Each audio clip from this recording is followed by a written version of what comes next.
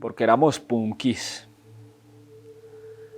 La vida mía corrió siempre en Medellín. En los barrios Pedregal y Castilla, para mí fueron un referente importantísimo porque marcaron lo que soy. Son una cuna musical. No tanto porque produzcan artistas, sino porque fueron receptores de músicas diversas. Ese es el raye mío con esos lugares, porque toda mi vida gira alrededor de la música y esos barrios recogían eso. Estudiar en un colegio público creo que fue lo mejor que me pasó en la vida porque ahí potencié un montón de cosas que hoy hacen parte de mi cotidianidad, mis intereses, mis luchas. Pedregal y Castilla eran una cosa loca, una maraña que involucraba bandas delincuenciales y violencia, pero también resistencia y arte. Tal vez por eso con mis amigos y amigas del colegio empecé a meterme en el punk. En el colegio conocí las comparsas y la Casa de la Cultura, que fue clave para mí. Conocí a los parceros y parceras que empezaron a montar bandas de punk y también conocí cosas del movimiento social. Eso me empezó a gustar. Cada fin de semana que había una maricada, yo iba. Un día, al finalizar una reunión de la Casa de la Cultura, como tipo 6 o 7 de la noche, íbamos saliendo y nos tocó una balacera ni la hijueputa en ese parque. Eso era una constante de barrio en barrio, entre las comunas 5 y 6 de Medellín, incluso también por los barrios aledaños. Cuando empezó a llegar el paramilitarismo, cada rato me tocaba ir a la casa a decirle a mi mamá que había un muerto. Se mataban tanto entre ellos que tiraban un montón de muertos ahí. A nosotros nos tocó ver, por ejemplo, un man en peloto, amarrado a unas piedras, dentro de la quebrada, el cuerpo vuelto mierda. Así nos tocó mucho en esos finales de los 90 e inicios de los 2000, ver todo el tiempo muertos. Los paras decían que nadie podía salir. Y cuando nos levantábamos para el colegio, en casas de amigos y amigas arriba, en lo más periférico del barrio, veíamos chicas desnudas barriendo las calles, con hombres al lado. Había la idea de que la mujer no podía estar en la calle. A las mujeres les decían cómo se tenían que vestir. Y cuando rompían esa norma, entonces esos manes las torturaban. Las mujeres podían pasar en pelotas toda una mañana, barriendo una cuadra a merced de ellos. Y las mamás solo lloraban y la gente pues con un miedo ni el hijo de puta y las mujeres llorando. Un día fui donde una noviecita que tenía en esa época. Ese día estaba súper caliente en la casa por una borrachera que me había metido una semana antes. Entonces me tocaba venirme súper temprano y ese trecho desde la casa de mi noviecita me tocaba era caminando. De la casa de ella me bajé a ver qué parcero había o cualquier chimbada. Ese día no había nadie por ahí y yo dije, ve, estos maricas, qué juicio. Y seguí caminando, seguí mi rumbo fumando y me encuentro con un parcero que también iba caminando, que me dijo, yo me estaba trabando, esto está muy solo, me abro. Empezamos a subir, llegamos a un parqueadero que queda en una lomita, todos los buses parqueados. De un momento a otro sentimos que los buses nos echaron mano, nos cogieron, nos tiraron al suelo, estaban encapuchados. Había un man que medía 1,15 m. Ese hijo de puta tenía un arma re larga, más grande que él. Era el que daba las órdenes. Nos preguntan quiénes somos. Nosotros somos de acá, somos fulanito, sutanito. Me acuerdo que el parcero tenía una cresta larga en esa época y le jalaban el pelo. En medio de los buses nos tiraron. Llegaron otros dos manes y se llevaron el parcero como para el otro lado. Empezó el interrogatorio. Nos daban pata, un montón de chimbadas. Nos golpearon, pues la cosa más hijueputa del mundo. El parcero también gritaba. Yo tenía la cara reventada. Al parcero le decían, vos vas a la Casa de la Cultura de Pedregal. Y el parcerito tuyo también. No sabemos por qué preguntaban eso. Había grupos de teatro, nosotros hacíamos conversatorios. En la Casa de la Cultura y en los barrios había procesos comunitarios. Eso fue una calentura porque los manes me sentaron en la última banca y empezaron a interrogarme sobre qué era lo que hacíamos en la Casa de la Cultura. Que nosotros, porque éramos punkis, que ustedes son del anarquismo, nos obligaron a quitarnos la ropa para requisarnos, me empelotaron y empezaron a burlarse de chimbadas. Les decía que nosotros no éramos de ninguna banda, que estaban equivocados. Ustedes estaban empapelando el barrio la semana pasada. Sí, pero pues porque eso es cultural, les dije, y más me daban. Me acuerdo que me amarran las manos, me botan las gafas hasta la chimba. Se gozaban mucho cuando me daban cachetadas. La mirada se me nublaba.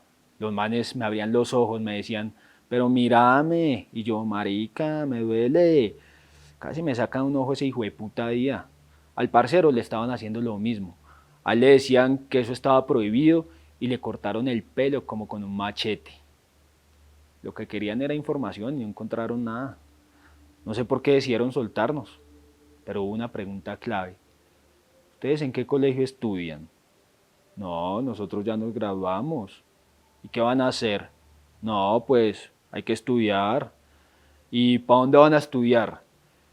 Nos vamos a presentar a la Universidad de Antioquia o a la Nacho.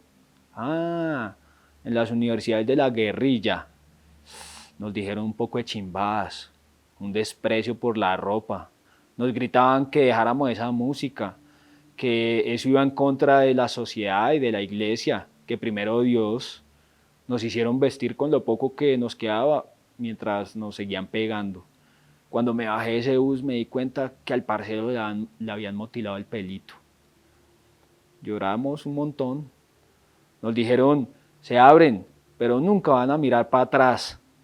Yo quería salir corriendo, pero decía, nos van a dar un tiro en la espalda, aporreados hasta la chimba. Yo sin gafas no veía ni chimba. Me acuerdo que le cogí la mano a mi amigo y le dije, marica, no me dejes caer. Seguimos caminando y ahí fue que vi un muro en toda la esquina, bloque Cacique Nutibara, AUC.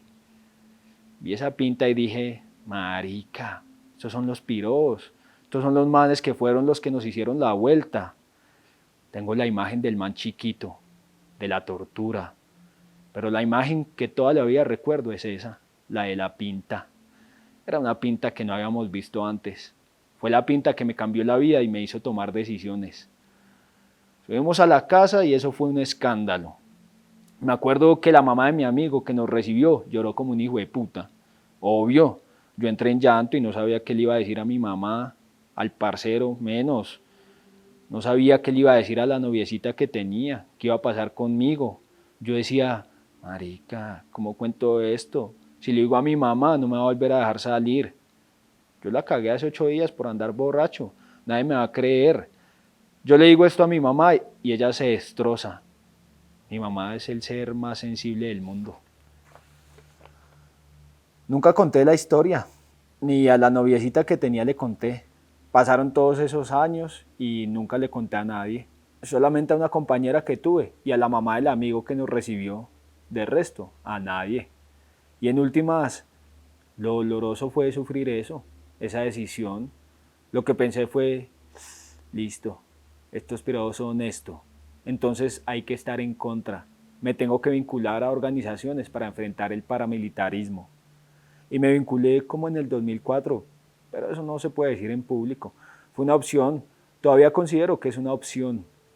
Lo que pasa es que ahora hay otros campos y otras cosas, pero sí, increíblemente han pasado un montón de años. No me di ni cuenta. Como en el 2006 volví con más fuerza a la Casa de la Cultura y me fui para el Tribunal Permanente de los Pueblos en Bogotá. Creo que ese fue el aliciente. Igual, pasaban cosas en la casa. Mi mamá sufrió un montón emocionalmente con ver esos muertos que le tiraban en la gruta. Yo decía, no, la guerra aquí es una cosa muy hijueputa. Aquí el problema es ese, los paracos. Eso no nos pasó solo a nosotros. Desde que empezamos a sentir que nos sacaban de los parques, lo de estas chicas, o sea, llegamos a ver tanta mierda. Además, siempre estuvo el estigma del punk, del rock. Los paracos empezaron a matar punqueros y rockeros. y uno era de ese mundo. Al principio fue muy confuso todo. Estar en el punk era como tan chimba, era tanta hijueputa alegría, es que cuando llora uno en el punk, marica, es imposible. Todo es parche, fiesta, alegría. Hasta el pogo, que parece tan violento, es una chimba. O sea, uno decía, la vida es tan chimba, pero ¿por qué nos toca aguantarnos tanta mierda? ¿Qué es esta maricada de estar matando y matando? Todo el hijo de puta tiempo viendo muertos. Llegó un punto en que eso me mamó. Si no hubiera sido por la universidad, creo que me hubiera, no sé, vuelto más podro, antídoto, destruyéndome el cuerpo. Eso lo mamaba uno tanto que uno buscaba destruirse también. Uno probaba, tomaba de todo, cualquier chimbada. Yo pensaba, es algo no real, nos matan y nosotros nos matamos probando cualquier chimbada que hay para alterar nuestro organismo. Porque eso era lo que hacíamos. Antes de estar como militando, yo decía, o estos piros nos matan o nosotros mismos nos vamos a joder la puta vida probando maricadas. En últimas, también nos la jodimos. Muchos tenemos secuelas de tanta chimbada y todo eso se acabó cuando entré a la universidad. Ahí seguí con el punk y me enfrenté junto a otros y otras contra esos piros que siguen campantes por el territorio.